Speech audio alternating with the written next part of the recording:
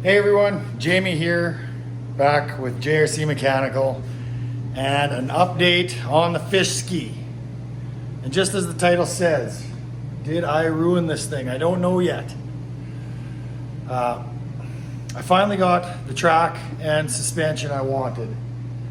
Actually, the suspension that I thought I wanted. Now, I got everything in last night.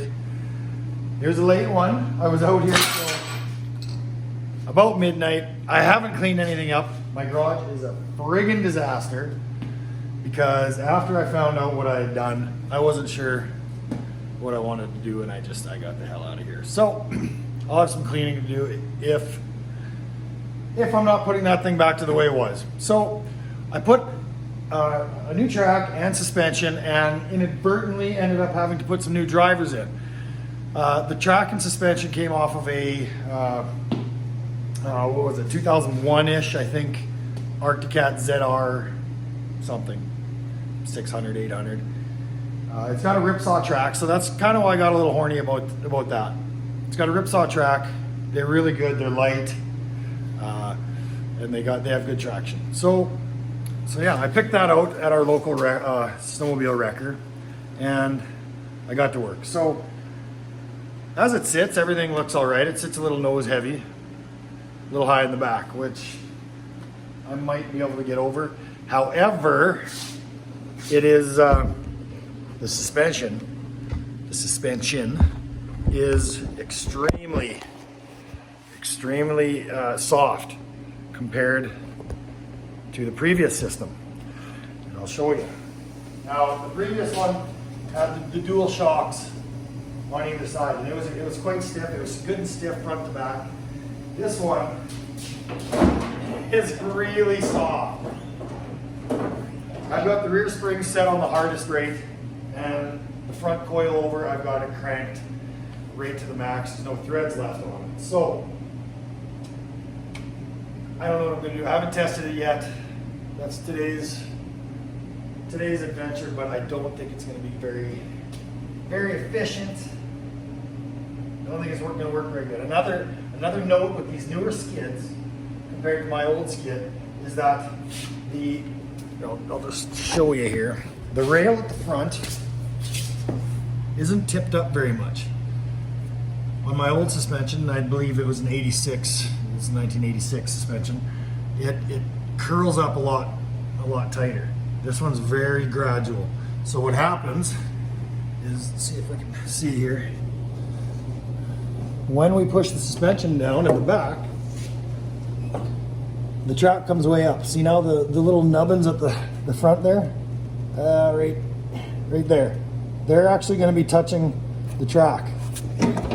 So you're going to get a brr, brr, brr every time it squats down like that. So I don't know. It sits a lot higher than I want it to. I don't know.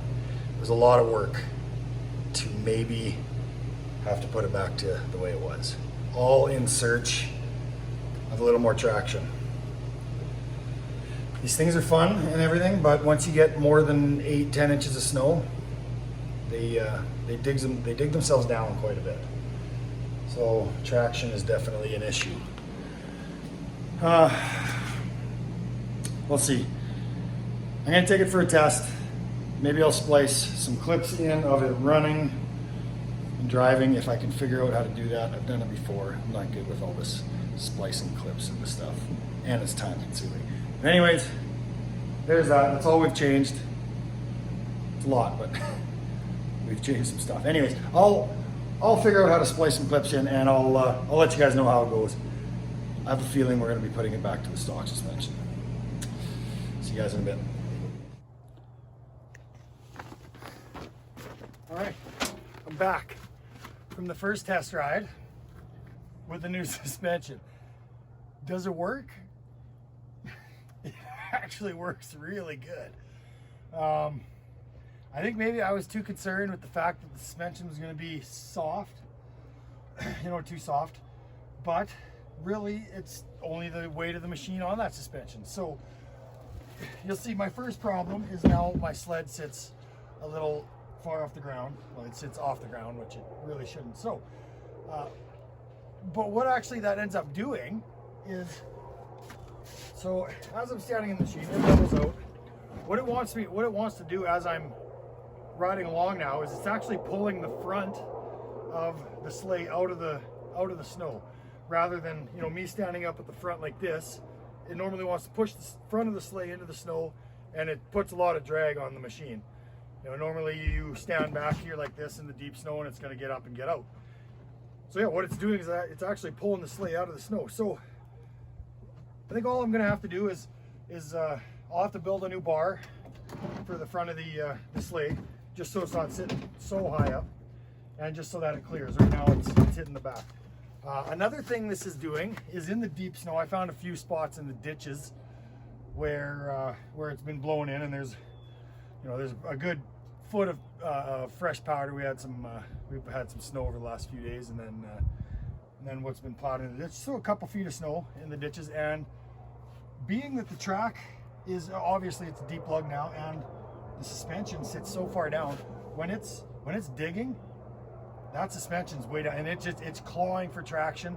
And this thing, where it normally would have got stuck in 10 inches of fresh powder, it is absolutely crawling through. My wife is videoing me through the front window. Anyways, so it's a beast now, man. I went from being pretty pissed off last night, thinking I was gonna have to put this thing back to the way it was, to being really impressed. Probably more impressed than I thought it would be. It's pretty awesome. And with the drivers I put on, actually the drivers ended up being a little bit bigger than the factory one, so I've picked up a little bit of top speed. I've picked up top speed, and I'm not really noticing any power loss, being that the drivers are bigger. So I don't know, maybe the fact that the track's lighter. The other track was studded. Studs always make a track a little harder to turn. Yeah, I'm super impressed. This thing's awesome. The only downside I've seen so far is that now that it's so far up, it's very tippy when you're just trying to maneuver it around whilst it's not moving. You know, when the machine's moving, it's actually easier. That's another bonus, is now that it doesn't have the shocks on the side, it turns way better. And being the track is so far off, when you lean the machine to turn, it's not dragging on the side anymore.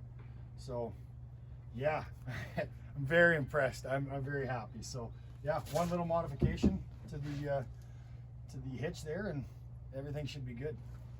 Awesome. Okay, so quick conclusion to our second test. We got it out with the whole family on, me, my wife, the kids on the GTs behind it. So there was lots of drag, lots of weight in there, and this thing hauled through everything we put it through. Normally in the snow conditions we have here right now, we'd be getting stuck if we put the whole family on it. You know, me and my wife and the kids on the GTs, it'd be just bogging down. This thing hauled through everything. So yeah, in conclusion, very good mod. Definitely, if you're building one of these, put a deep lug track on it, an inch or bigger, or cleats or whatever you got to do. This thing hauls ass now. And yeah, that's all I got to say. So anyways, I'm going to try and get some more driving videos. I know I say that every time, but I'm going to get some more driving videos, and some deeper stuff. And yeah, I'll let you guys see how good it works now. All right. Thanks for watching.